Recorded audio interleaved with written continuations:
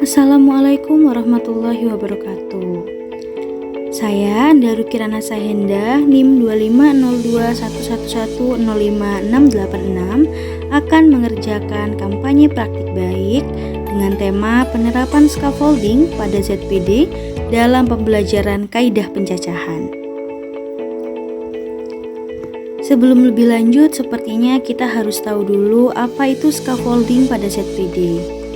Scaffolding dalam konteks zona pembangunan proksimal atau ZPD adalah strategi pembelajaran di mana guru atau pembimbing memberikan dukungan yang tepat kepada siswa sesuai dengan tingkat kemampuan mereka.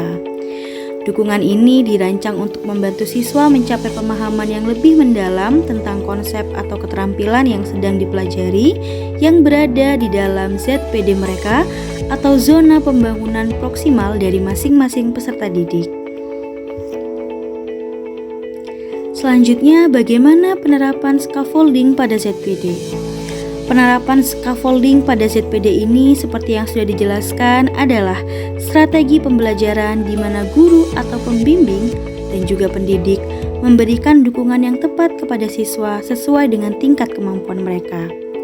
Contohnya adalah dalam pembelajaran matematika, seorang guru dapat memberikan bantuan tambahan kepada siswa yang sedang belajar menyelesaikan soal-soal yang sedikit lebih sulit dari kemampuan mereka sendiri, namun masih dalam jangkauan untuk dipahami dengan bantuan.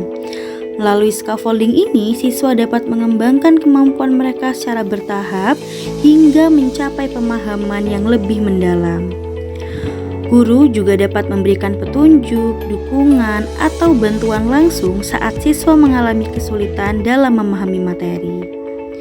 Tujuan utama dari penerapan scaffolding pada ZPD ini adalah untuk membantu siswa mengembangkan kemampuan mereka secara mandiri dengan memanfaatkan tingkat keterampilan dan pengetahuan yang sudah dimiliki.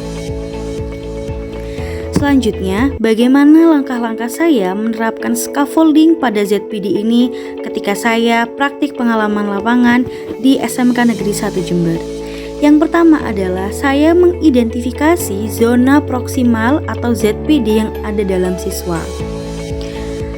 Langkah pertama adalah mengidentifikasi kemampuan dan tingkat pemahaman siswa dalam suatu konsep atau keterampilan tertentu. Ini memungkinkan guru atau pembimbing untuk menentukan area di mana siswa memerlukan bantuan tambahan untuk mencapai pemahaman yang lebih mendalam. Selanjutnya adalah saya merencanakan aktivitas pembelajaran. Saya membuat aktivitas pembelajaran yang menantang namun sesuai dengan ZPD siswa.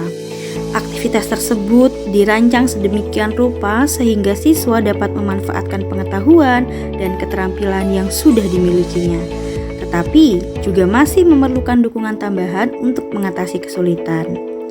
Selanjutnya adalah memberikan dukungan dan bimbingan.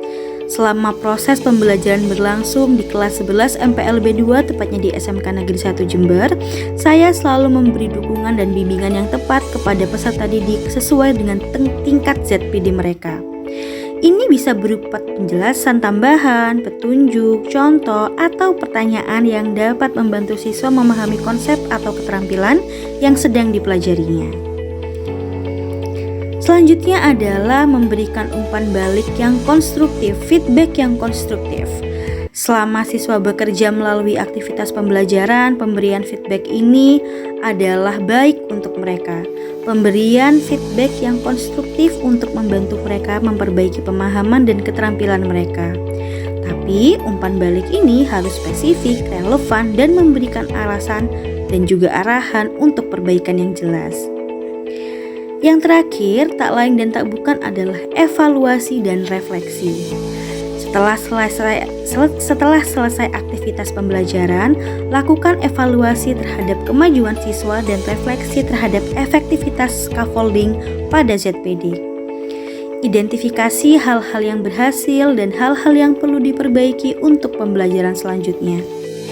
Dengan mengikuti langkah-langkah ini, guru atau pembimbing dapat menjalankan pembelajaran dengan efektif dan mereplikasi penerapan scaffolding pada ZPD dalam berbagai konteks pembelajaran. Ini memungkinkan siswa untuk mengembangkan pemahaman yang lebih baik, meningkatkan keterampilan pemecah masalah, dan memperoleh rasa percaya diri yang lebih besar dalam proses pembelajaran. Selanjutnya adalah bagaimana hasil setelah saya menerapkan scaffolding pada ZPD di kelas 11 MPLB 2 dalam materi kaidah pencacahan.